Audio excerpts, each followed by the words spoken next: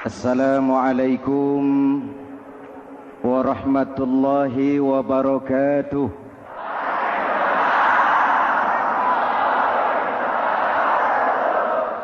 Alhamdulillah wassalatu wassalamu ala Rasulillah Sayyidina Muhammad ibn Abdullah wa ala alihi wa sahbihi wa mawala, amma ba'du.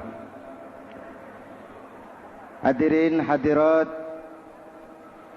ma'asyiral muslimin yang saya cintai, Ramadan adalah madrasah,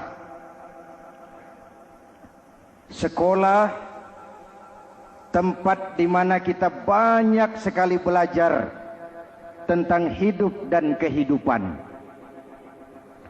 supaya kita lebih siap menghadapi hidup, supaya kita punya wawasan, supaya kita mampu melihat persoalan jauh ke depan, supaya kita tidak terjebak pada keuntungan sesaat tapi merugikan jangka panjang.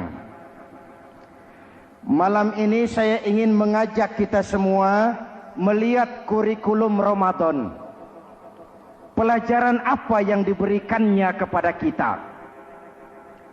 Pertama, Ramadan mengajarkan kita menjadi orang-orang yang sabar, ulet, dan tahan uji. Ini zaman di mana persaingan tajam. Betul? Jangankan jadi pejabat tinggi, jangankan jadi pengusaha sekarang ini, jadi kiai saja kalau tidak sanggup bersaing,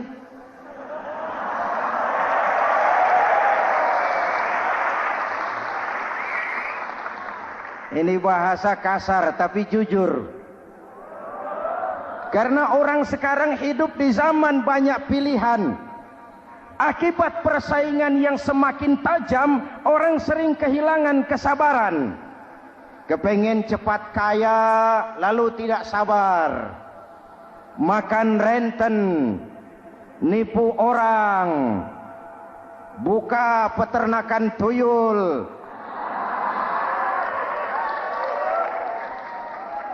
korupsi. Sekarang ini kan lagi santer Bulog Gate jilid 2. Rupanya memang tajam uang Bulog itu. Bulog sudah memakan salah seorang mantan ketuanya, berdoa amang. Bulog sudah memakan seorang presiden. Sekarang Bulog sedang mengarah kepada ketua DPR.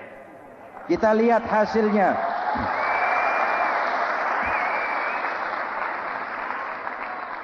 Tentu saja kita prihatin karena kita tahu ekonomi kita sedang sulit. Hutang melilit leher, tetapi pada sisi lain kita melihat enak saja uang mengalir puluhan miliar untuk sesuatu yang tidak terkait dengan kepentingan rakyat.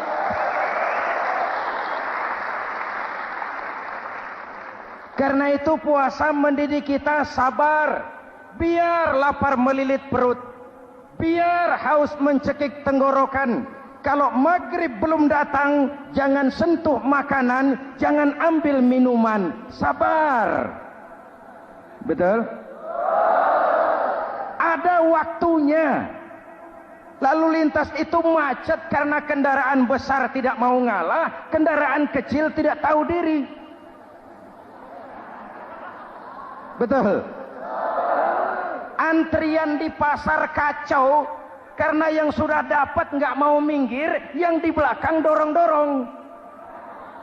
Betul? Dimanapun antrian kacau, Bung. Kalau yang sudah dapat mau dapat lagi, yang nunggu kelamaan, akhirnya dorong-dorongan, kacaulah kehidupan sosial. Puasa melatih kita sabar. Karena sebagai bangsa kita punya latar belakang sejarah. Kita ini bangsa yang ditempa oleh segala macam kesulitan. Kita 350 tahun dijajah Belanda, sulit. Setelah merdeka, kita dirongrong oleh berbagai macam pemberontakan, susah. Lalu PKI berontak, susah lagi. Lalu berdiri Orde Baru, lama-lama susah lagi. Orde Baru selesai, muncul reformasi, masih susah juga. Kita bangsa yang ditempa oleh kesulitan, bangsa yang tahan bantingan, bukan bangsa yang cengeng. Karena itu mari kita menjadi diri kita. Kita akan gagal kalau kita mau jadi orang lain. Kita akan gagal kalau kita hidup di bawah bayang-bayang orang lain. Jadilah kita diri kita sendiri. Sabar, ulet, dan tahan uji. Inilah kurikulum pertama dari pelaksanaan ibadah puasa. Sehingga dengan dibekali sifat sabar, kita bisa mengendalikan diri. Manusia hebatnya ya. Ayo kita banding-bandingkan. Malaikat, binatang, manusia. Malaikat tidak diberi nafsu, hanya diberi akal. Kalau malaikat tidak pernah salah, wajar. Jibril nggak pernah korupsi ayat. Ah, ini ada ayat bagus, saya pakai sendiri saja ini. Tidak. Malaikat maut tidak pernah salah adres mencabut nyawa orang yang belum waktunya mati. Tidak pernah. Dan itu wajar. Malaikat makhluk tanpa alternatif. Secara instinktif dia diciptakan untuk taat. Sebaliknya binatang diberi otak tapi tidak diberi akal. Binatang hanya diberi nafsu. Kalau binatang tiap hari salah, wajar. Ayam, kalau sudah datang syahwatnya, tidak usah menoleh, ini banyak orang apa tidak. Betul. Kuda keliling kota, tidak pakai celana, tenang saja. Betul. Dan wajar, namanya juga binatang. Sedangkan manusia diberikan akal dan diberikan nafsu. Tiap hari terjadi perjuangan. Kadang akal menang, kadang nafsu yang menang. Ketika akal menang, kita lebih tinggi dari malaikat. Ketika nafsu yang menang, kita lebih rendah daripada binatang. Hadirin yang saya cintai, itu pelajaran pertama, sabar, ulet, tahan uji. Lalu pelajaran yang kedua, melahirkan sikap istiqomah, punya stabilitas temperatur batin, istilah sekarang. Soal istiqomah ini saya tidak akan menjelaskan pengertiannya, saya mau cerita saja. Mau dengar nggak? Ini tentang istiqomah. Dalam satu pertempuran, Jenderal Salahuddin Al-Ayyubi bersama tentaranya, tentara Islam, pernah mengalami kekalahan. Karena kalah, banyak yang ditahan jadi tawanan orang-orang kafir, beberapa perwira dan banyak opsir. Tercatatlah ada 3 orang opsir jadi tawanan raja kafir ini. Satu hari raja kafir musyawarah dengan perdana menterinya. Perdana menteri, saya tuan raja, ini tawanan Islam ini enaknya diapain? Kalau enaknya sih dibunuh saja tuan raja, selesai urusan. Soal bunuh sih gampang, Perdana Menteri. Maksud tuan raja, bujuk saja agar dia meninggalkan Islamnya, ikut ke agama kita. Nanti kita kasih hadiah. Begitu. Iya, baiklah. Besok saya sidang 3-3-nya. Besoknya ini 3 opsir disidang di tempat terbuka langsung oleh Perdana Menteri. Mula-mula dipanggil opsir pertama. Opsir pertama, ya Perdana Menteri, sini. Baik. Kamu tahu kamu siapa? Tahu. Siapa kamu? Tawanan. Iya, kalau tawanan bisa diatur kan? Diatur bagaimana?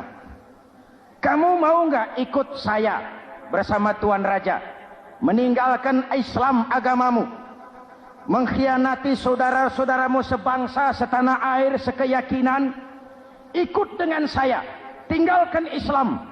Nanti kamu akan saya angkat jadi pejabat tinggi, gaji cukup, rumah cukup, kendaraan cukup, istri cukup. Tapi kalau kamu menolak, kamu akan saya bunuh. Tuan Perdana Menteri, ya. Apa Anda menyangka selama ini saya berjuang karena kepengen kedudukan yang tinggi? Nih. Tuan menyangka saya berjuang ini karena kepengen harta yang banyak, jaminan hari depan yang memadai? Tidak, Tuan Perdana Menteri. Saya tinggalkan keluarga, kampung halaman, sanak famili, handai taulan. Saya jihad karena mengharap ridho Allah Subhanahu wa ta'ala. Tapi sekarang kamu tawanan kan? Itu resiko perjuangan. Kamu tidak mau meninggalkan Islam? Tidak. Kamu akan saya bunuh. Silakan. Kamu tidak takut mati? Tidak. Kamu berani? Dari kemarin. Apa dikira baru sekarang saya berani? Tuan Perdana Menteri, saya berharap memang saat-saat seperti ini bisa saya temukan. Ibadah saya sedikit, solat saya kurang, puasa saya kurang. Barangkali dengan jihad saya bersimbah darah, mati di tangan Tuhan, Allah akan mengampuni dosa-dosa saya dan saya dapat tiket untuk mencapai keridhaannya.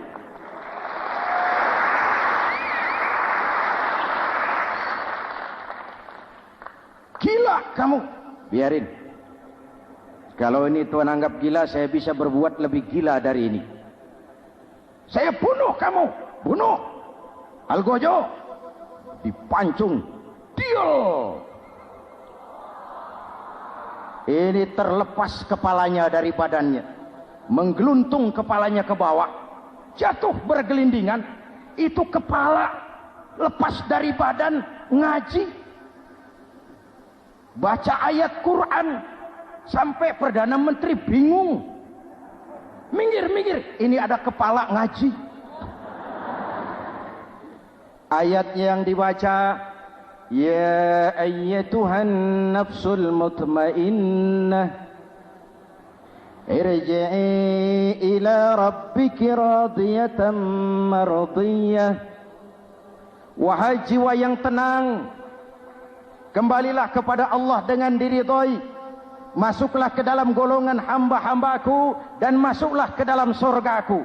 Matanya terpejam rapat, bibirnya tersenyum. Dia gugur sebagai syahid karena membela keyakinan. Dia istiqamah, tidak goyah oleh tawaran jabatan dan kedudukan yang tinggi.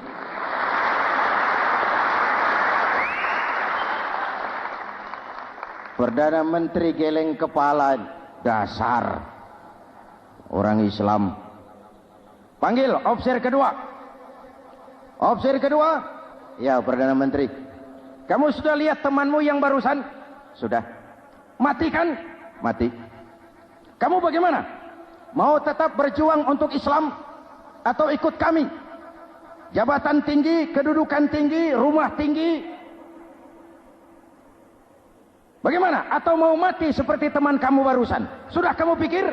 Sudah, Perdana Menteri. Sudah apa? Sudah, jangan banyak omong.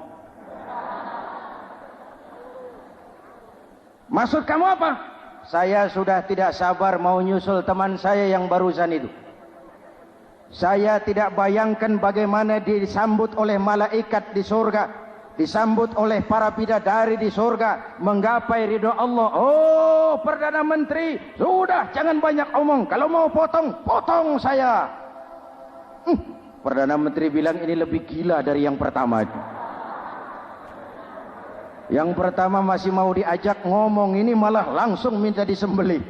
Ayo, Algojo, potong. Potong lagi. Deal. Terpisah lagi kepalanya dengan badan, jatuh ke bawah, menggeluntung, ngaji lagi. Ayatnya yang dibaca, wujuhun yawma izin nadirah ila rabbiha nadirah. Muka mereka hari itu berseri-seri kepada ridho Allah. Mereka memandang bibirnya senyum, matanya terpejam, dan dia ajal dengan husnul khatimah, mendapat syahid karena teguh punya keyakinan, istiqamah dalam perjuangan, tidak goyang, tidak mencela dan mencele.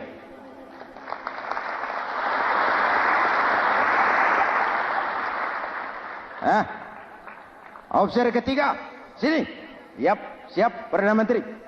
Kamu sudah lihat nasib 2 orang teman kamu? Sudah. Mati kan? Mati. Kamu mau seperti dia?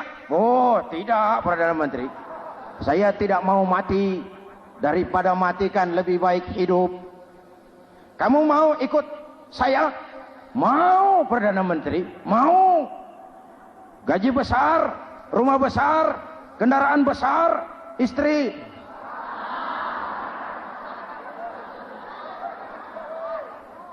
Mau, Perdana Menteri, saya mau.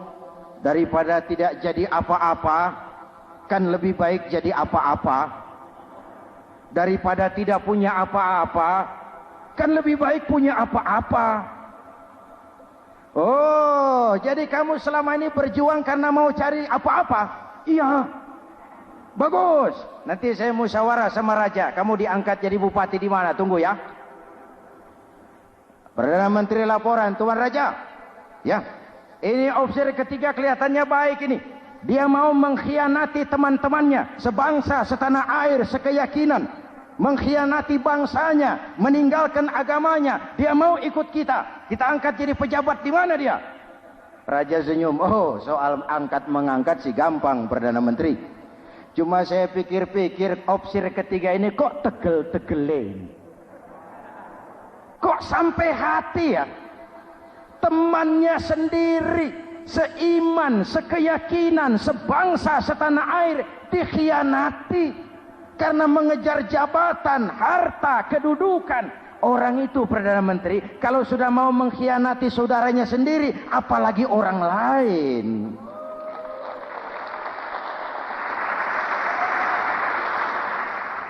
Ini officer ketiga, ini officer bejat. Anda bayangkan temannya sendiri dikhianati. Nanti kalau ada kesempatan kita ditikam dari belakang. Jadi bagaimana Tuan Raja? Malah kalau saya lihat yang 2 yang sudah mati itu orang hebat, Perdana Menteri. Punya pendirian, istiqamah. Malah kalau bisa yang 2 itu dihidupin lagi. Loh, dihidupin bagaimana Tuan Raja, sudah kadung mati. Jadi bagaimana ya officer ketiga ini? Bunuh. Buat apa piara benalu jadi duri di kaki nanti? Bunuh. Baik, Perdana Menteri kembali. Officer ketiga, siap Perdana Menteri. Saya jadi bupati di mana? Bupati. Modar sampean. Loh, saya mau dibunuh. Bunuh. Katanya kalau ikut agama Tuan, meninggalkan agama kami, saya akan jadi pejabat tinggi. Kamu officer bejat, kamu tidak punya pendirian. Saudaramu sendiri seagama kamu khianati, apalagi orang lain. Potongan kayak kamu jadi pejabat, rusak negara ini.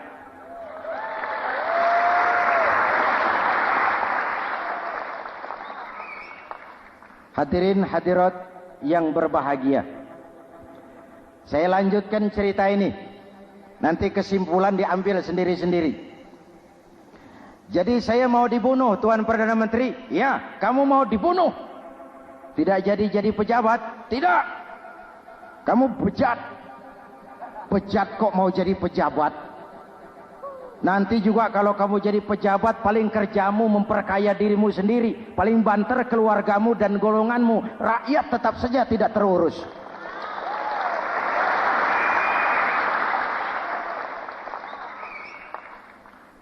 Paling-paling kamu kalau sudah jadi pejabat tinggi, kerjamu cuma membuka, meresmikan, berkunjung. Berkunjung, meresmikan, membuka. Membuka, meresmikan, berkunjung. Lah kapan kamu ngurus rakyatnya? Bejat kamu. Jadi saya dibunuh, bunuh. Iyalah, kalau mau dibunuh ya saya bunuh, tapi saya mau Islam lagi ah. Terserah, mau Islam lagi mau tidak, kamu tetap akan dibunuh. Iya, saya mau Islam lagi. Ayo cepat. Iya Pak, saya mau syahadat dulu. Cepat. Iya Pak, asyhadu macet lehernya. Ayo cepat. Iya Pak, asyhadu tidak bisa mengucap syahadat. Ayo cepat. Iya Pak, asyhadu tidak tuntas mengucap syahadat, golok algojo keburu sampai di lehernya. Deal. Darah mancur, pisah kepala dengan badan, menggeluntung ke bawah. Ngaji lagi. Wong dia bekas santri, masih bisa ngaji. Cuma ayat yang dibaca lain sama dua temannya tadi. Ayat yang dibaca, afaman haqqa alaihi kalimatul azab, afaman haqqa alaihi kalimatul azab, afa anta tunkizu man finnar. Ini ayat yang dibaca. Orang yang memang sudah dapat vonis akan mendapat azab, bisakah kamu menyelamatkan dia dari neraka? Bertahun-tahun berjuang di bawah bendera Islam untuk kejayaan Islam. Di akhir hayatnya dia tergoda oleh kedudukan dan harta, oleh jabatan dan pangkat. Ia bergeser, imannya rapuh, hilang istiqomahnya, ditinggalkan agamanya, dan dalam keadaan begitu dia mati. Dia su'ul khatimah. Na'udzu. Hadirin, apa guna saya ungkapkan ini? Mari kita belajar. Perlu stabilitas temperatur batin. Saya sering katakan, berapa banyak orang waktu di bawah teriak-teriak, berantas korupsi, ganyang korupsi, sikat korupsi, cuma karena belum dapat kesempatan. Begitu dapat kesempatan, korupsinya lebih gila dari yang dia teriaki. Betul? Waktu di bawah rajin baca ayat kursi, dapat kursi, lupa sama ayat. Betul? Betul? Ini yang memerlukan sikap istiqamah, konsisten. Hanya dengan semangat seperti ini, maka kita tidak akan goyah oleh tantangan yang bagaimanapun beratnya. Hadirin yang saya muliakan, Allah berjanji, orang-orang yang beriman, kemudian beristiqamah, tatanazzalu alaihimul malaikatu alla takhafu wa la tahzanu. Akan turun kepada mereka malaikat, seraya berkata, kamu tidak usah takut, kamu tidak usah sedih. Allah akan memberikan pertolongan kepada orang-orang yang istiqamah. Ayo kita tetap istiqamah melaksanakan ibadah hanya kepada Allah Subhanahu wa ta'ala. Nah, yang ketiga, ikhlas. Allahumma lakasumtu. Untuk engkau saya berpuasa. Orang mau puji atau tidak bukan soal. Orang mau lihat atau tidak bukan soal. Kalau sudah berbuat, yang penting karena Allah saja. Keikhlasan itu, kalau amal kita adalah jasad, ikhlas adalah roh. Saudara, hari Jumat jam 9 pagi sudah berangkat ke masjid. Apa tidak bagus? Bagus. Sarungnya baru. Samarinda kelas BHS. Sajadah tebal. Tasbih panjang. Jam 9 sudah berangkat. Iya. Padahal sholat jam 12. Betul. Apa pahalanya besar? Nanti dulu. Itu berangkat jam 9 itu maunya apa? Pameran sarung? Atau di dekat masjid ada janda? Atau apa? Disinilah peran keikhlasan. Keikhlasan itu bukan kata. Malah kalau kita, oh saya ikhlas loh, biasanya tidak ikhlas kalau sudah ngomong begitu. Ikhlas itu amalan batin. Puasa ini menyelamatkan kita dari penyakit riya. Saya ingatkan Al-Ghazali bilang penyakit dua macam, penyakit zahir dan batin. Bedanya apa? Pertama, penyakit zahir yang punya lebih tahu dari orang lain. Tapi penyakit batin orang lain lebih tahu dari yang punya. Kalau kita punya kanker darah tinggi, kita tahu, orang lain tidak. Tapi kalau kita sombong, hasut, dengki, orang lain kadang-kadang lebih tahu dari kita yang punya. Betul? Yang kedua yang dahsyat, sehebat-hebatnya penyakit zahir cuma merusak dunia. Penyakit batin merusak dunia, menghancurkan akhirat. Ginjal mati, darah tinggi mati, tumor mati, kanker mati, leukemia mati, tapi tidak berakibat akhirat. Tidak ada penduduk neraka ditanya, kenapa kamu masuk neraka? Tumor, Pak. Tidak ada. Tidak ada.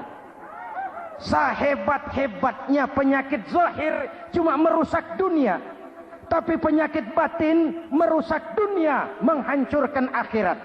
Sombong, penyakit batin, di dunia dijauhi orang, di akhirat neraka tempatnya. Kikir, penyakit batin, di dunia dijauhi orang, di akhirat neraka tempatnya. Betul? Maka Al-Ghazali heran, kalau diserang penyakit zahir kita panik, cepat-cepat cari dokter. Tapi kalau diserang penyakit batin kita tenang-tenang saja. Padahal penyakit batin merusak dunia dan lebih hebat lagi menghancurkan akhirat. Maka puasa melahirkan keikhlasan. Agar di dalam melaksanakan ibadah cuma kita dan Allah saja. Inilah jiwa dan semangat yang sekarang ini pun sudah mulai menjadi langka. Semuanya karena akhirnya yang subur mental penjilat. Sumuhun dawuh, pasukan kulonuun, barisan asal bapak seneng, pasukan kumaha juragan wae, organisasi oke bos. Kita miskin dengan orang-orang yang punya prinsip, yang berani berkata ya terhadap yang benar, sanggup berkata tidak terhadap yang tidak benar, apa dan bagaimanapun resikonya. Kita terlalu kaya dengan barisan asal bapak seneng, pasukan oke bos, organisasi kumaha juragan wae, dan kita miskin dengan orang-orang yang punya kepribadian, yang tegar dan istiqomah apapun resiko yang dihadapinya.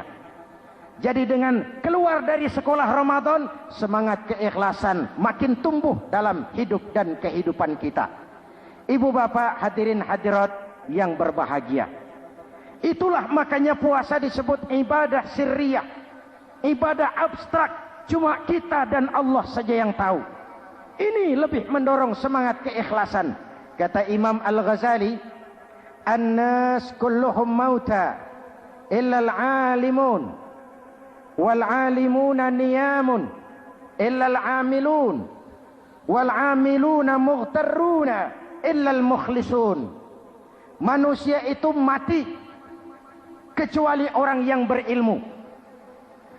Orang yang berilmu walaupun hidup tidur, kecuali yang mengamalkan ilmunya. Dan orang yang mengamalkan ilmunya banyak yang tertipu, kecuali yang ikhlas di dalam mengamalkan ilmunya. Manusia mati kecuali yang berilmu. Yang berilmu walaupun hidup tidur, kecuali yang mengamalkan ilmunya. Yang mengamalkan ilmunya banyak yang tertipu, menyangka amalnya sudah banyak, solatnya sudah hebat, zakatnya sudah luar biasa, jihadnya sudah mantap. Banyak yang tertipu kecuali yang ikhlas di dalam mengamalkan ilmunya. Jadi amal tanpa ikhlas, jasad tanpa ruh. Itulah makanya nuansa Ramadan dengan ibadah puasa mengembangkan semangat keikhlasan di antara kita semua. Mari kita baca doa sama-sama munajat, mohon pertolongan Allah agar kita diselamatkan dari penyakit riya dan ditumbuhkan semangat keikhlasan. Ala hadhihi niyyah wa ila hadratin nabi. Al-Fatihah.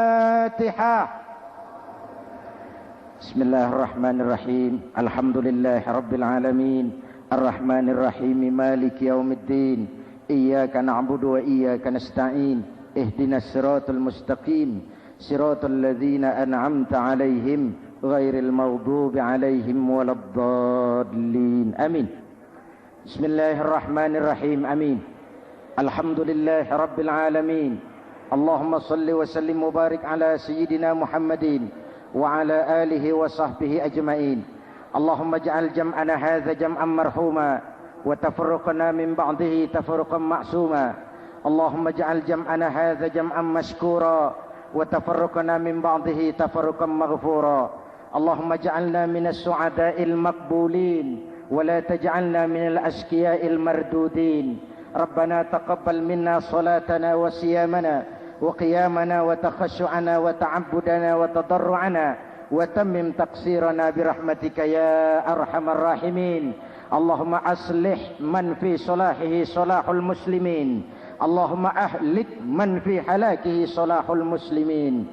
Ya Allah, dengan sepenuh perasaan dan pengharapan, dengan segala keremahan dan kerendahan, kami bermohon kepadamu, berikan kami kekuatan zahir dan batin, berikan kami kesabaran dan ketabahan, sikap istiqamah dalam mengarungi hidup yang penuh ujian ini.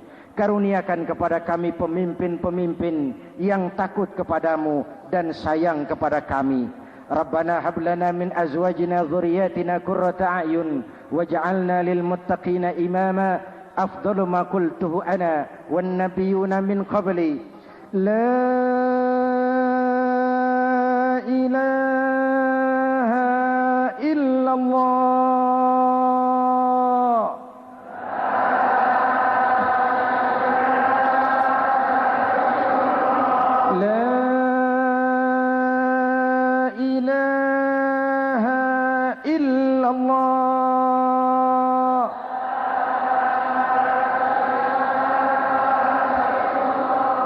Muhammadur Rasulullah.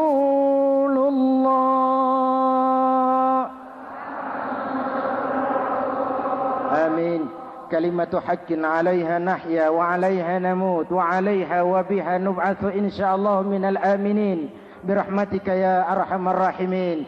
Sallallahu ala sayyidina Muhammadin wa ala alihi wa sahbihi ajma'in. Ana rabbika rabbil izzati amma yasifun. Salamun alal mursalin walhamdulillahi rabbil alamin. Assalamualaikum warahmatullahi wabarakatuh.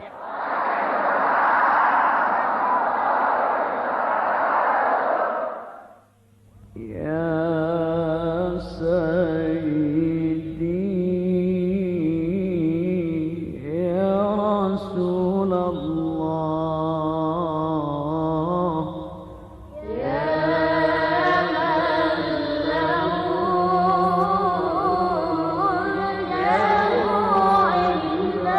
Allah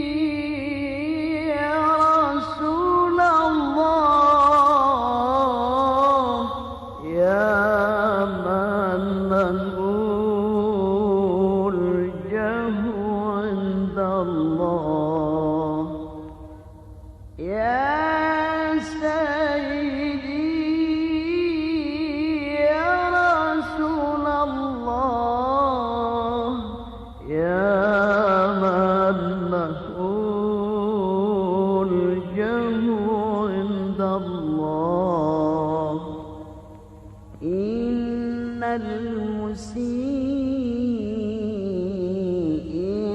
قد جاءوا لذنبي يستغفرون الله. يا سيدي يا رسول الله يا من له الجو عند الله. يا سيدي يا رسول الله يا من له الجو عند الله. إن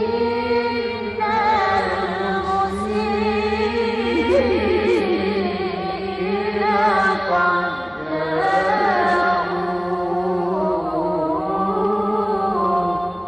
لذنبي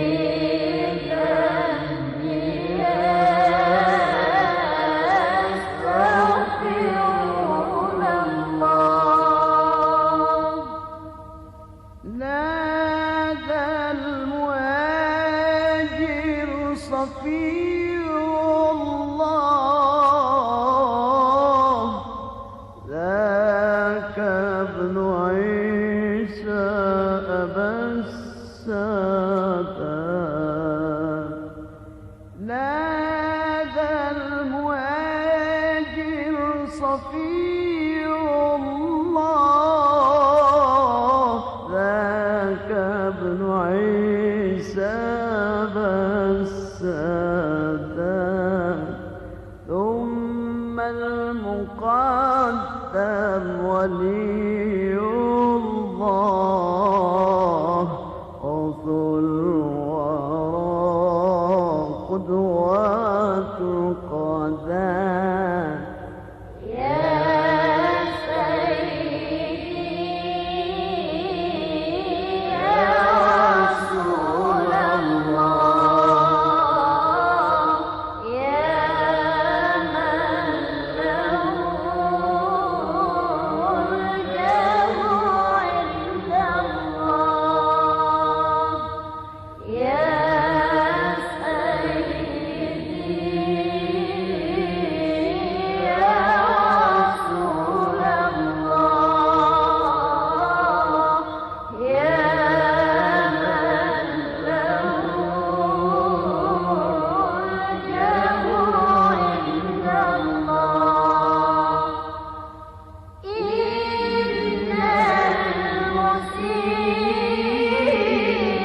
المسيئين قد جاءوا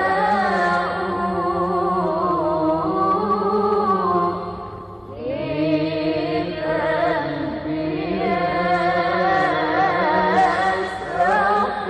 يستغفرون الله. على الشافي صلاة الله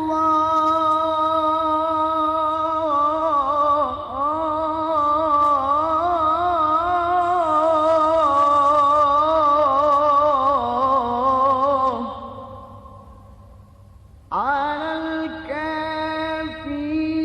سلام الله.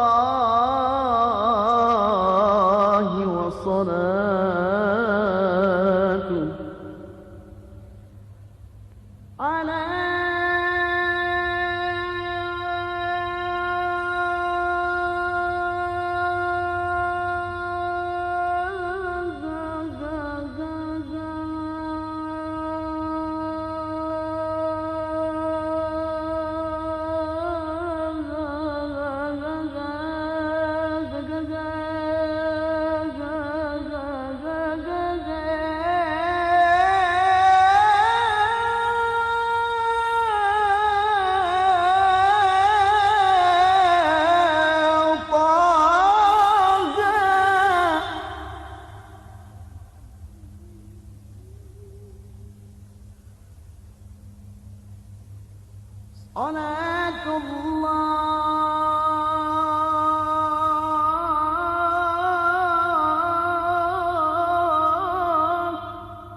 والسلام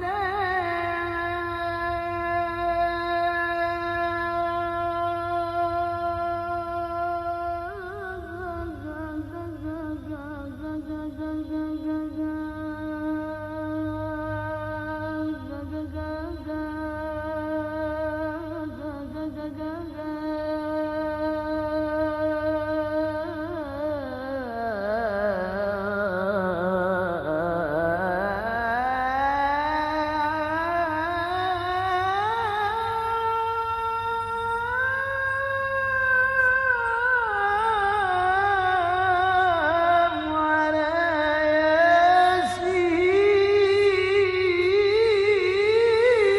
ياسين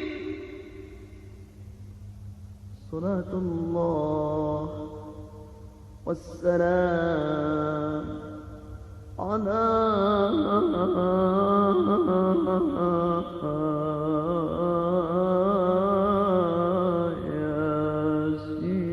ياسين يا سيدي يا رسول الله يا من له الجو عند الله يا سيدي يا رسول الله يا من له الجو عند الله إن المسيء قد جاءوا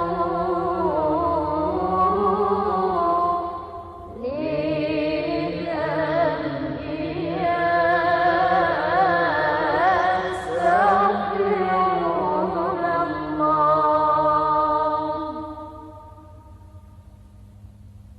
صلاة الله على طه صلاة الله على المصطفى صلاة الله والسلام على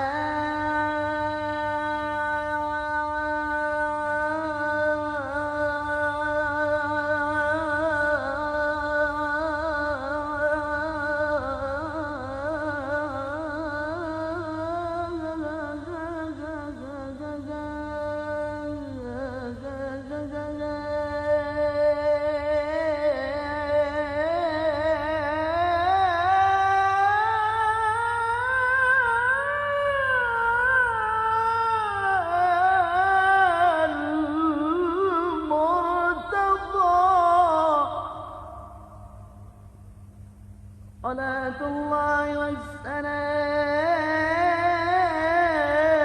والسلام على نور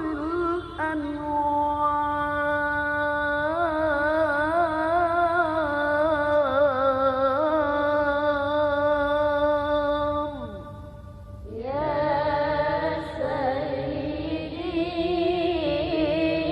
يا رسول الله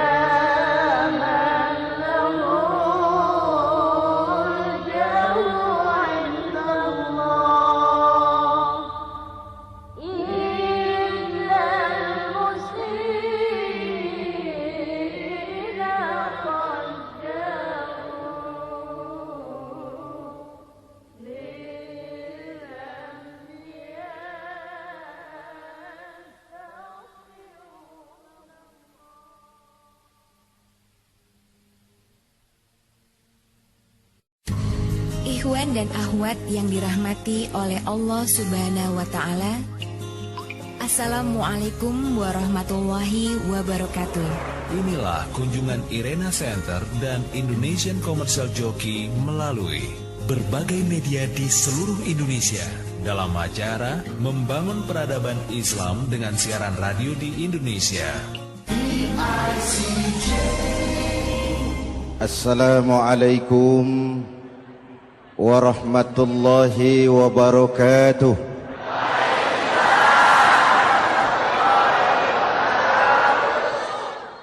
Alhamdulillah wassalatu wassalamu ala Rasulillah Sayyidina Muhammad ibn Abdullah wa ala alihi wa sahbihi wa mawala, amma ba'du.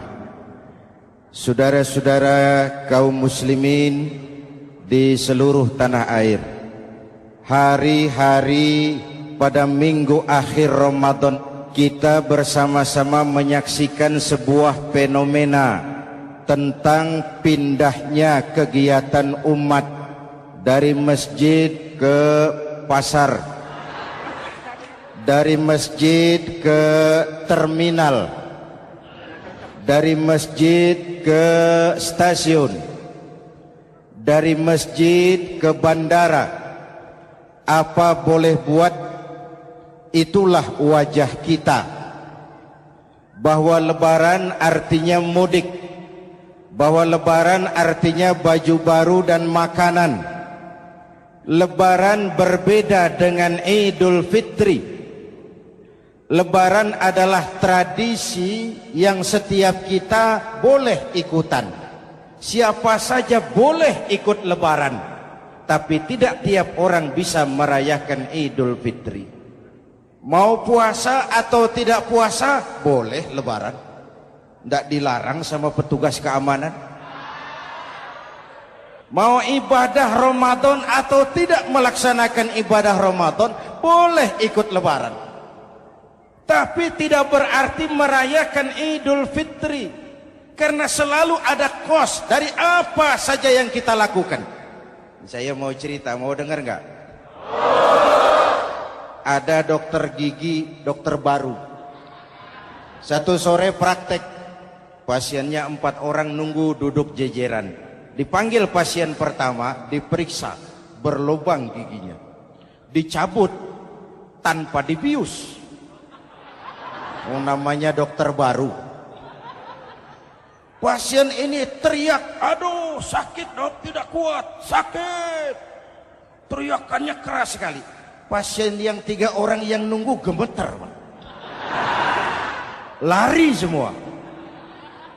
Sudah saya dicabut, diobati, selesai, tanya, sudah selesai dok? Sudah mas. Berapa biayanya? 200.000. Loh, biasanya kan 50.000, kok 200.000? Biasanya sih memang 50.000, tapi siapa suruh kau teriak? Yang 3 lari.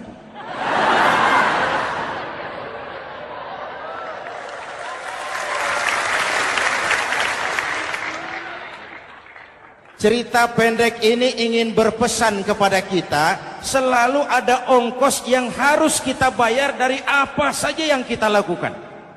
Mau ibadah atau tidak, mau jadi orang baik-baik atau jadi bajingan paling tengik, mau berbuat salah atau berbuat soleh, selalu ada kosnya, selalu ada ongkosnya.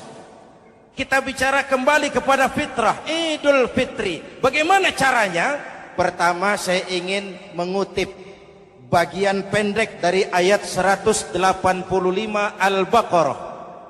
Walitukmilul iddata walitukabbirullaha ala ma hadakum wala'allakum tashkurun.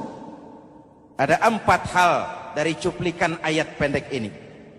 Pertama, walitukmilul iddata, hendaknya engkau sempurnakan jumlah bilangan hari puasamu. Berpuasa sebulan penuh. Sebulan penuh itu bisa 29, bisa 30. Pak, kalau beda pendapat bagaimana? Ada yang lebaran tanggal 5, ada yang lebaran tanggal 6. Hadirin, bagi yang punya kemampuan berijtihad, silahkan melakukan ru'yatul hilal. Bagi yang tidak, lebih aman ikut pesan Nabi. Apa pesan Nabi? Fa iza ikhtalaftum fa alaikum bis sawadil a'zam ma'al haqqi wa ahlihi. Kalau kamu berbeda pendapat, ikut golongan terbanyak yang benar dan ahlinya. Jadi walaupun banyak, kalau tidak benar dan bukan ahlinya, tidak usah ikutin. Banyak, benar dan ahlinya. Contoh, 100 insinyur berbeda pendapat dengan 10 kiai tentang doa kunut. Yang diikuti pasti 10 kiai, bukan 100 insinyur. Betul? Atau sebaliknya, 10 insinyur berbeda dengan 100 kiai tentang konstruksi jembatan. Yang diikuti tentu 10 insinyur, benar dan ahlinya. Maka yang paling aman, kita punya departemen agama. Departemen agama punya ahli dari MUI, dari Nahdlatul Ulama, dari Muhammadiyah, dari Al-Wasliyah, dari Syarikat Islam, dikumpulkan melakukan ru'yatul hilal. Yang paling aman, dengerin saja pengumuman Departemen Agama.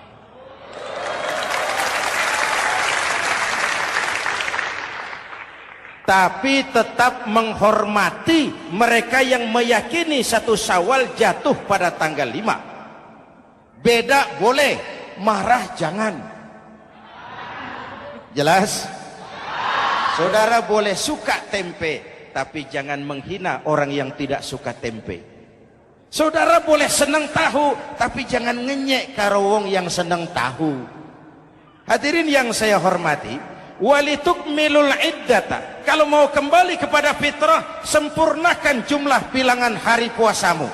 Makna sempurnakan di sini 2, sempurnakan 1 bulan penuh dan sempurnakan semangat puasamu. Walaupun Ramadan berakhir, puasa jangan selesai. Kenapa? Tangan kita masih tetap terus puasa dari mengambil yang bukan milik kita. Lidah kita walaupun Ramadan sudah selesai tetap berpuasa dari memfitnah dan menggunjing orang lain.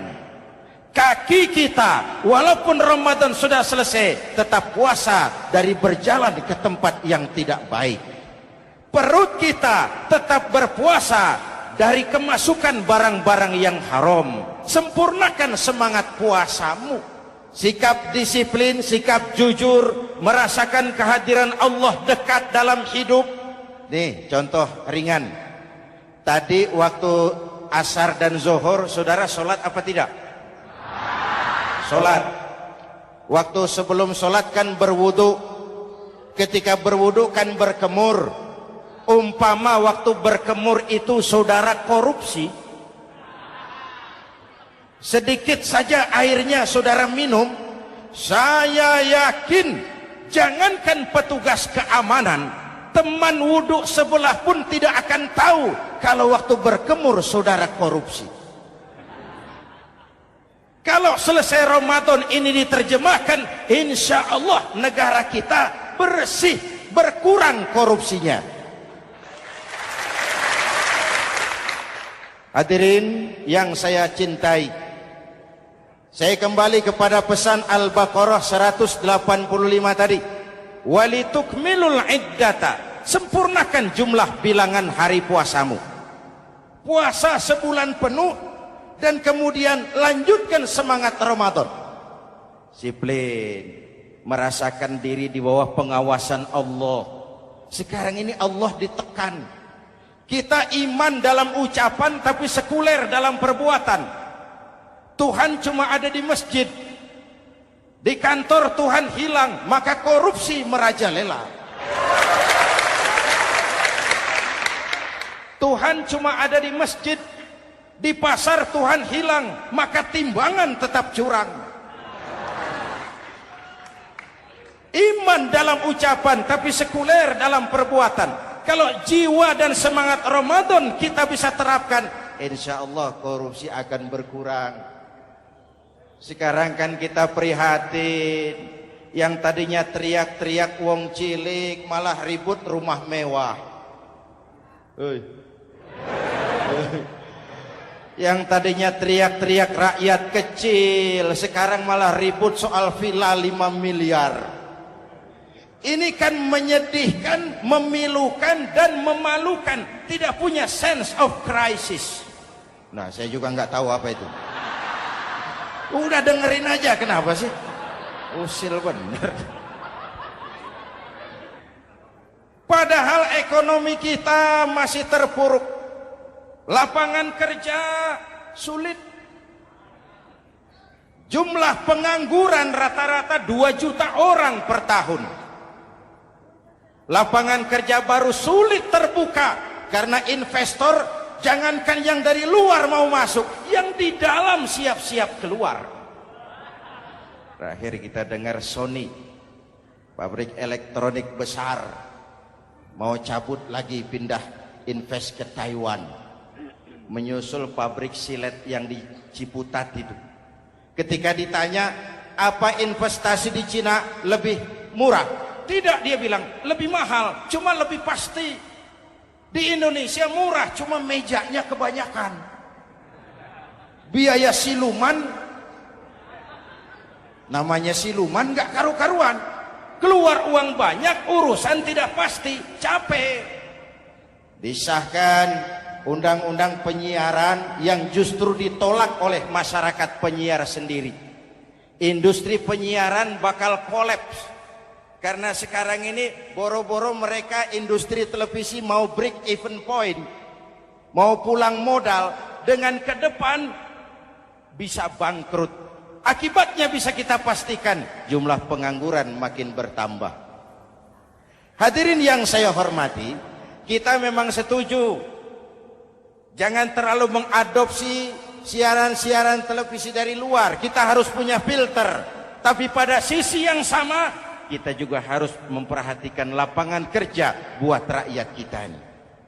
Walitukmilul iddata, sempurnakan jumlah bilangan hari puasamu. Kalau jumlah hari puasa sudah sempurna, tuntunan yang kedua dari Al-Quran, walitukabbirullah, hendaknya engkau agungkan nama Tuhanmu. Takbiran. Takbiran itu bisa sendiri, bisa berjamaah, bisa di rumah, bisa di masjid, bisa di surau, bisa dengan pawai keliling, asal dilaksanakan dengan tertib dan tidak mengganggu lalu lintas umum. Prakteknya yang terjadi, pawai keliling itu mengganggu ketertiban umum, perang petasan, mengganggu lalu lintas. Terjadi macam, ada yang takbiran bawa bendera partai. Innalillahi wa inna ilaihi raji'un. Ini takbir politik. Hadirin yang saya hormati, kalimat takbir dalam kondisi kita, saya ingatkan kepada satu ungkapan Bung Tomo. Bung Tomo, pelaku sejarah, tokoh 10 November yang dikenal sebagai Hari Pahlawan, dalam satu pidatonya saya ingat pernah berkata, andai kata tidak ada kalimat takbir, ini ungkapan Bung Tomo, andai kata tidak ada kalimat takbir, saya tidak tahu dengan apa saya harus menggerakkan putra-putra terbaik bangsa untuk bangkit berjuang melawan penjajah.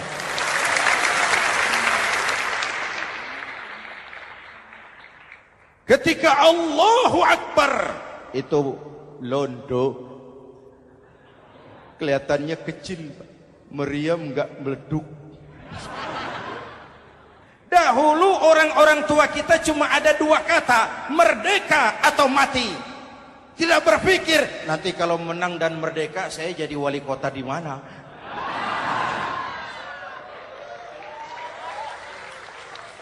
Kalimat takbir, bangsa ini harus bangkit dari keterpurukan. Bangsa ini harus bangkit mengejar ketinggalan-ketinggalannya. Bangsa ini tidak boleh terpuruk terus. Dan semangat takbir harus menjiwai kita. Tidak ada capek dalam perjuangan, tidak ada puas dalam upaya. Keberhasilan cuma pengantar ke arah keberhasilan yang lebih baik lagi. Walitukabbirullah, hendaknya engkau agungkan nama Tuhanmu. Nama Allah menjadi motivasi besar dalam kehidupan kita. Ini pesan Quran Al-Baqarah 185. Pesan kedua, setelah sempurnakan jumlah bilangan hari puasamu, agungkan nama Tuhanmu. Takbiran. Kalimat takbir sendiri kalau kita lihat pada kalimatnya ada kata La ilaha illallah wahdah sadaqa wa'dah wa nasara 'abdah wa a'azza jundah wa hazamal ahzaba wahdah. Tidak ada Tuhan selain Allah, esa, tidak beranak, tidak diperanakan, wahdah, tidak bisa diumpamakan dengan apapun. Sadaqa wa'dah, Allah yang maha menepati janjinya. Wa nasara 'abdah, Allah yang maha menolong hambanya. Kalau bukan kebesaran Allah, berat berjuang Ramadan ini melawan musuh yang tidak nyata. Puasa itu kalau olahraga golep. Benar Pak, kalau tinju lawannya kelihatan. Betul. Sepak bola musuh kelihatan. Bulu tangkis kelihatan. Golf siapa musuhnya? Itulah puasa, menghadapi musuh yang tidak kelihatan.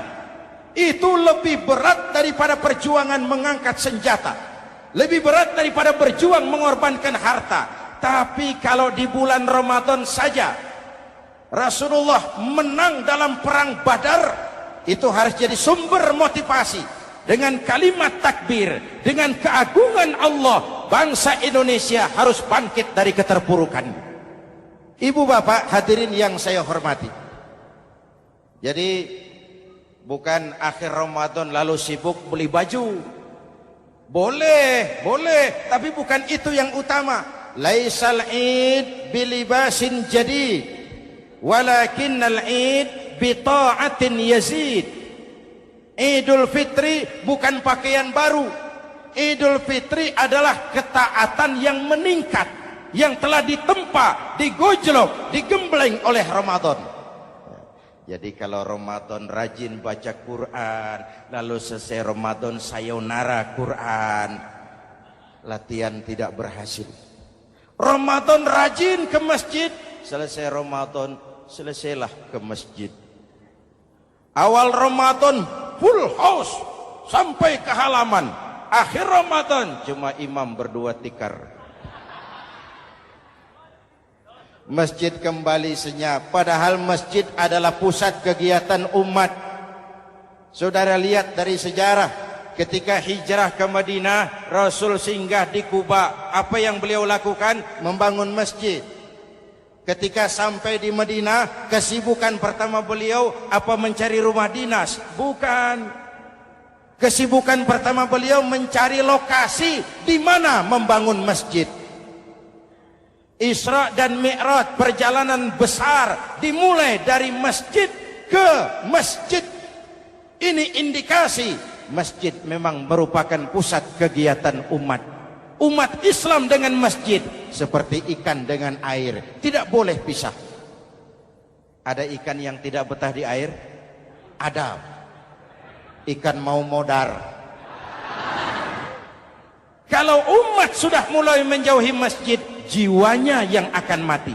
Kalau jiwanya mati, jasadnya masih hidup, itu namanya bangkai berjalan.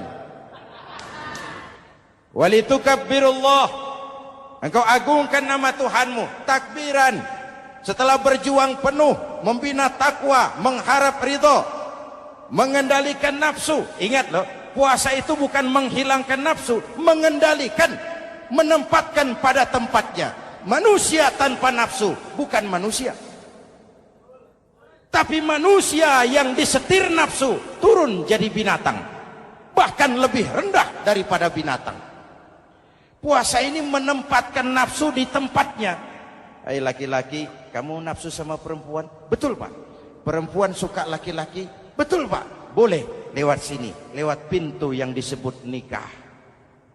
Ini nafsu disalurkan lewat pintu yang disebut nikah. Jangan seperti ayam kawin tiap malam nikah tidak mau.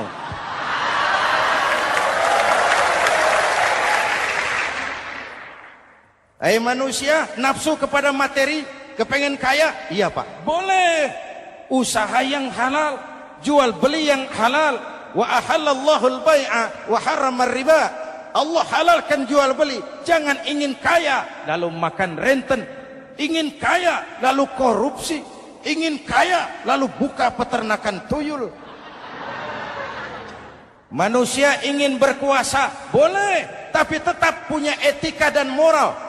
Jangan ingin berkuasa lalu fitnah, ingin berkuasa lalu mengadu domba orang, ingin berkuasa lalu menghalalkan segala cara. Puasa menempatkan nafsu pada tempatnya. Manusia yang dikendalikan nafsu lebih puas daripada binatang. Saya punya ungkapan lama, sebuas-buasnya kerbau, makanannya tetap rumput. Saya belum pernah dengar ada kerbau terlalu buas lalu makan roti. Betul? Tapi manusia kalau sudah dikendalikan nafsu, manusia bukan cuma makan nasi, aspal, semen, kertas, minumnya solar, jauh lebih buas daripada binatang. Inilah puasa, arep nguwong ke wong, agar manusia itu jadi dirinya, fitrahnya, jangan dikendalikan oleh nafsu. Kita ini sudah diciptakan fi ahsani taqwim. Masya Allah. Presented by the Integral CJ's Management.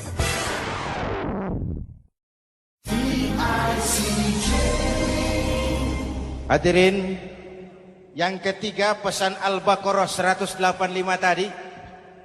Setelah sempurna jumlah bilangan hari puasa, lalu mengumandangkan takbir, membayar zakat fitrah. Kenapa itu kita lakukan? Mengagungkan nama Allah, ala ma hadakum. Agungkan nama Allah yang telah memberikan hidayahnya kepadamu. Masya Allah nih, hidayah, kita bersyukur. Hidayah ini hak prerogatif Allah, diberikan kepada siapa saja yang dikehendaki oleh Allah. Kita bisa lihat dalam sejarah, ada anak Nabi tidak mendapat hidayah, tidak terpanggil mengikuti kebenaran yang disampaikan oleh bapaknya, namanya Kan'an, putra Nabi Nuh. Ada ayah Nabi bernama Azar, ayah Nabi Ibrahim, putranya penegak tauhid, ayahnya produsen berhala. Ada istri Nabi, istrinya Nabi Lut, tidak mendapat hidayah, tidak terpanggil mengikuti kebenaran. Lalu Abu Jahal, Abu Lahab, paman Nabi, melihat Nabi, menyaksikan mukjizat, mendengar wahyu, melihat tutur kata Nabi, hidayah tidak datang kepada dia, maka mereka tidak terpanggil mengikuti kebenaran.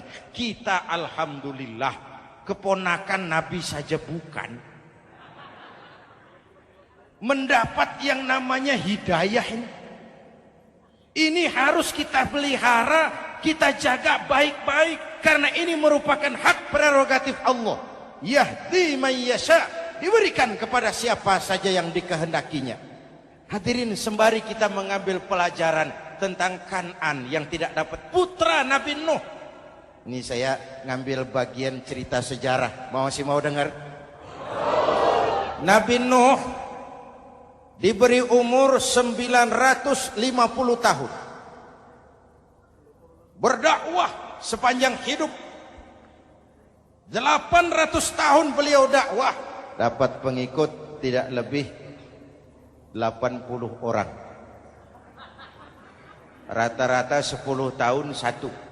Yang dihadapi ini umat yang kurang ajar, bandel, bajingan, tengik.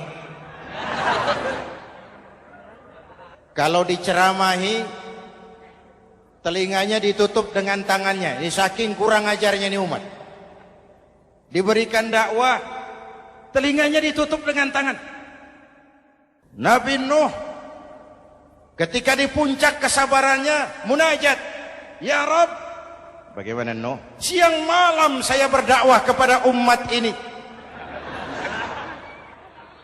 Saya sampaikan risalahmu, saya canangkan seruanmu, saya sampaikan ajaranmu. Inni da'autu qaumi lailan wa nahara.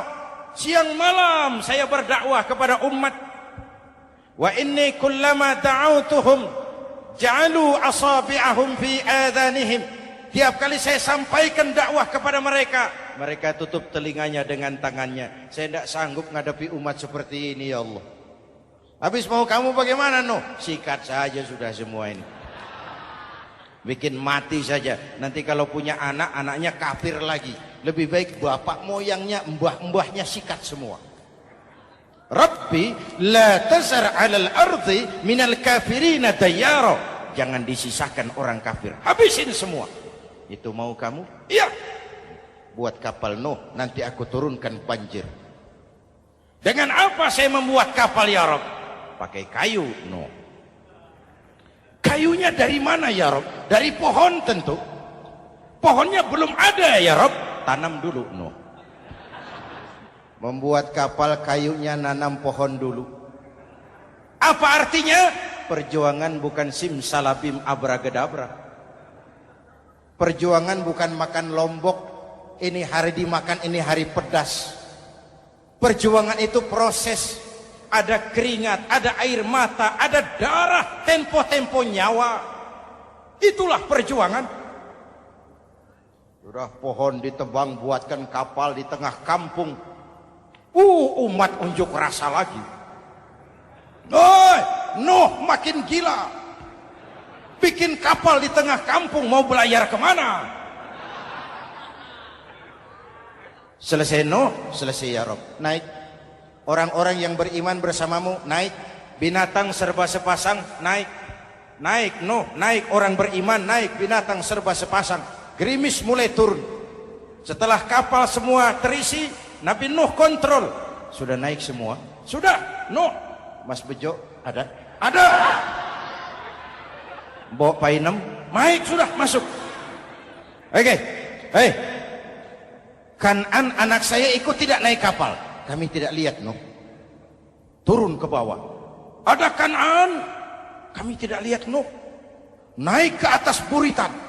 Kelihatan Kan'an tidak ikut naik kapal. Kumpul bersama orang kafir di daratan. Inilah potret kehidupan. Kumpul dengan orang-orang kafir. Berapa banyak anak-anak kita tidak mau ikut orang tuanya ke masjid, kumpul dengan orang-orang kafir di tempat maksiat.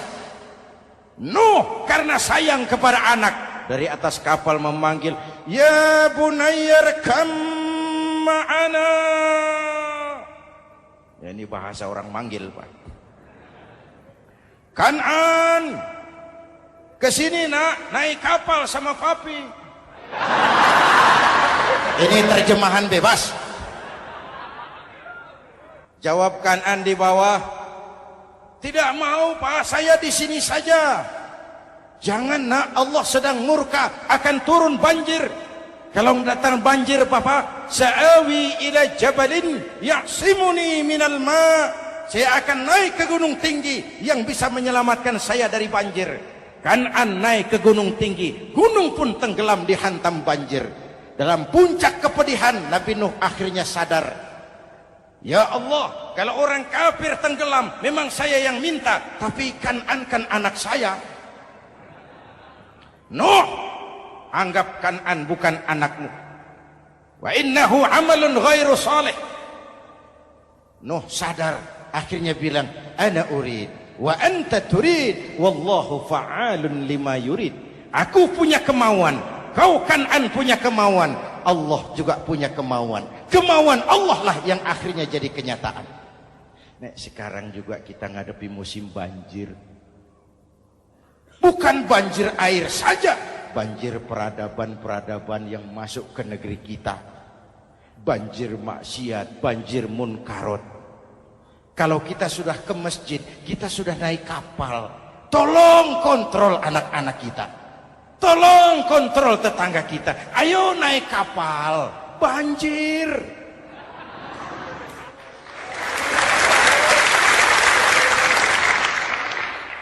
Ditutup ayat ini dengan wala'allakum tashkurun. Atas hidayah yang diberikan kepada kita, kita bisa melaksanakan ibadah Ramadan, bisa takbiran, dan diakhiri dengan ungkapan tasyakkur. Tasyakkur dan tafakkur, mensyukuri nikmat. Saya berulang kali mengingatkan, nikmat bisa berubah menjadi azab kalau kita tidak pandai mensyukurinya. Bayangkan Pak, tahun 87-an kita itu jadi negara yang berswasembada pangan. Beras kita cukup untuk rakyat kita. Sekarang kita jadi pengimpor beras terbesar. Kita beli beras ke Vietnam, kita beli beras ke Thailand, ke negara-negara yang lebih kecil dari kita. Kenapa? Karena sawah kita tanami gedung dan beton. La in syakartum la azidannakum wa la in kafartum inna adzabi lasyadid. Kalau kamu bersyukur, aku tambah nikmat. Kalau kamu ingkar, tidak pandai bersyukur, awas, azabku pedih. Maka ungkapan saya, orang kaya bisa masuk surga karena hartanya. Orang kaya bisa masuk neraka juga karena hartanya. Syukur apa tidak syukur? Pejabat bisa masuk surga karena jabatannya. Pejabat banyak yang masuk neraka juga karena jabatannya. Syukur apa tidak syukur?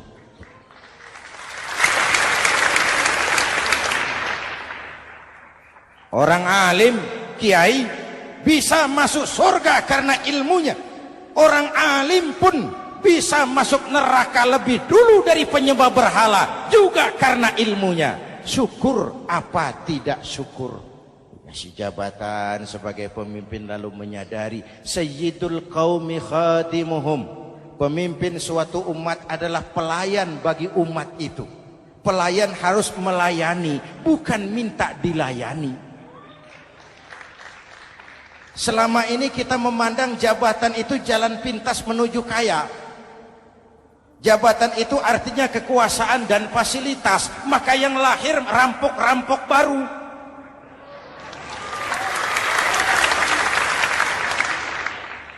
Jabatan adalah alat untuk pengabdian di tengah rakyat yang sedang susah, di tengah negara yang sedang terpuruk. Kita memerlukan pemimpin-pemimpin yang sadar sayyidul qaumi khadimuhum. Pemimpin suatu kaum adalah pelayan bagi kaum itu sendiri. Ibu bapak hadirin yang saya hormati, dengan mensyukuri itu maka makna Idul Fitri meresap kembali kepada fitrah kita sebagai manusia. Fitrah kesucian. Secara sederhana orang gambarkan kembali kepada fitrah seperti bayi baru dilahirkan oleh ibunya, bersih, suci, tanpa dosa, lantaran sudah dibersihkan oleh ibadah Ramadan. Tapi para ulama khalaf ada yang mengartikan fitrah itu kecenderungan kepada kebajikan. Kecenderungan kepada kebaikan. Itu juga fitrah. Kembali kepada fitrah manusia, kecenderungan untuk berbuat baik. Kita lahir bayi, tidak punya dosa. Betul? Tidak ada dosa warisan dalam Islam. Kalau harta warisan ada, dosa warisan tidak. Karena itu dalam Islam juga tidak ada penebusan dosa. Kalau dosa bisa ditebus dengan uang, tentu Menteri Keuangan nomor 1 masuk surga.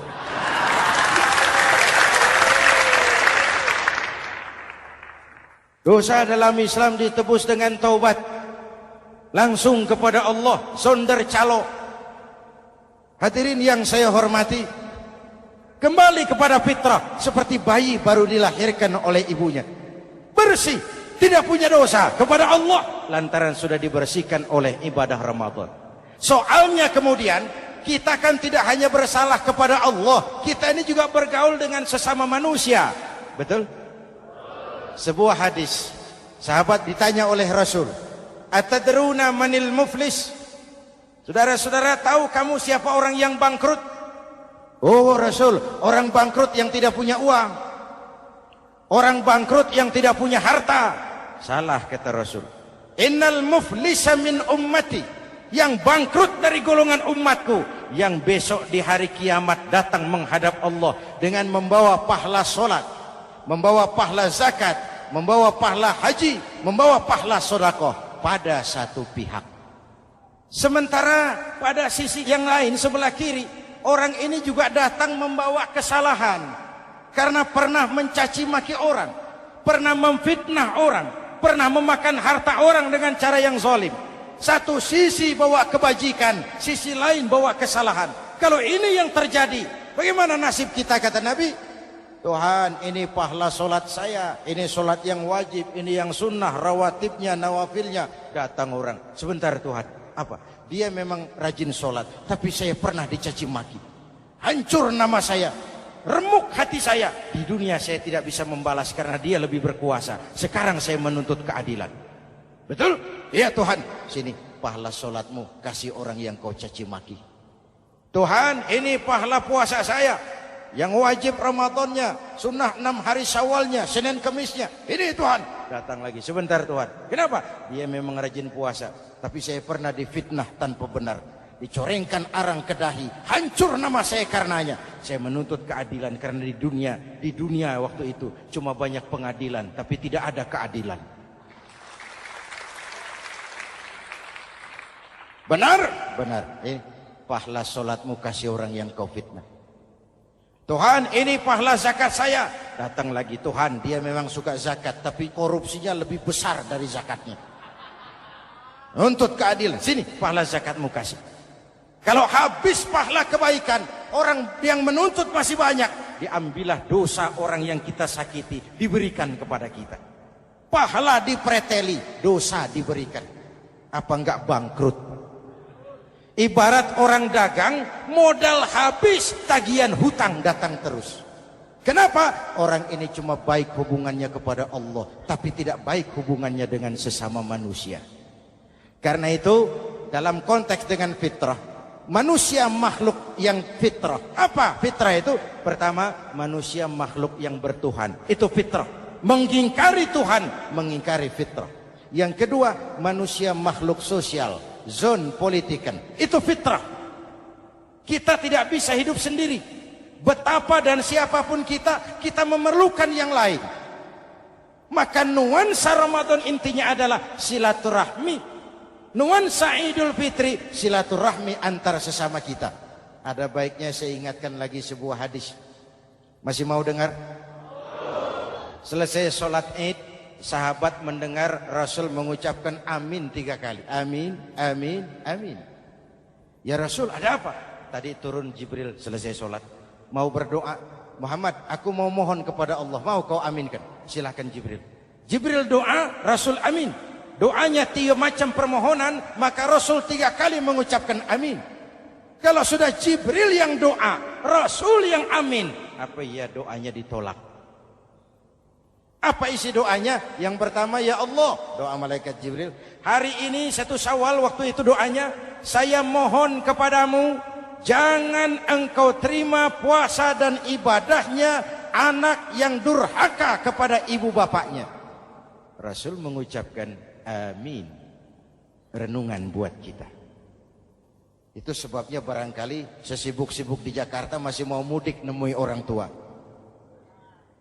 Yang kedua, ya Rabb, saya mohon kepadamu, jangan engkau terima puasa dan ibadahnya istri yang durhaka kepada suaminya.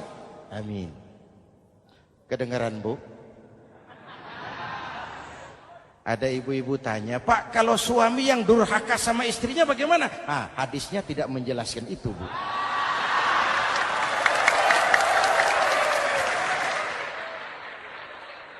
Lo menang sendiri. Yang jelas suami itu presiden rumah tangga, dimintakan tanggung jawab tentang istrinya. Nah istri swargo manut neraka kadut.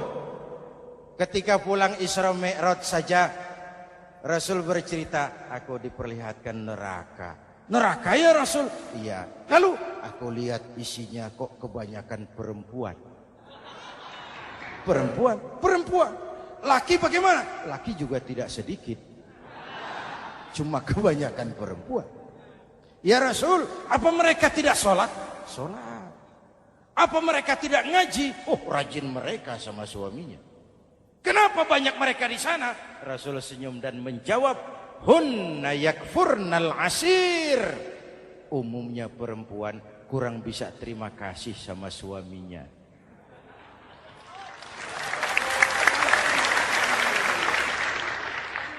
Ini penyakit turunan. Oi, ngaku oi. Lalu yang ketiga, ya Allah, hari ini saya mohon kepadamu, jangan engkau terima puasa dan ibadahnya muslim yang tidak mau memaafkan sesama saudaranya muslim. Memaafkan lebih berat daripada meminta maaf, tapi memberi maaf lebih mulia daripada meminta maaf. Inilah nuansa mengembalikan semangat saling menghargai, saling mencintai, keutuhan, kerukunan, dan kedamaian. Sudah capek kita rakyat dengan konflik. Sudah capek kita dengan mengedepankan perbedaan dan bukan persamaan. Sudah waktunya kita berbeda tapi tetap bergandengan, tetap bersama menyongsong hari esok yang lebih baik. Mintalah ridho ibu bapak, suami kepada istri, istri kepada suami, dan memaafkan sesama saudara muslim sehingga kita benar-benar kembali kepada fitrah. Terima kasih dan mohon maaf, semoga ada manfaatnya. Usikum wa nafsi bitaqwallah. Wassalamualaikum warahmatullahi wabarakatuh.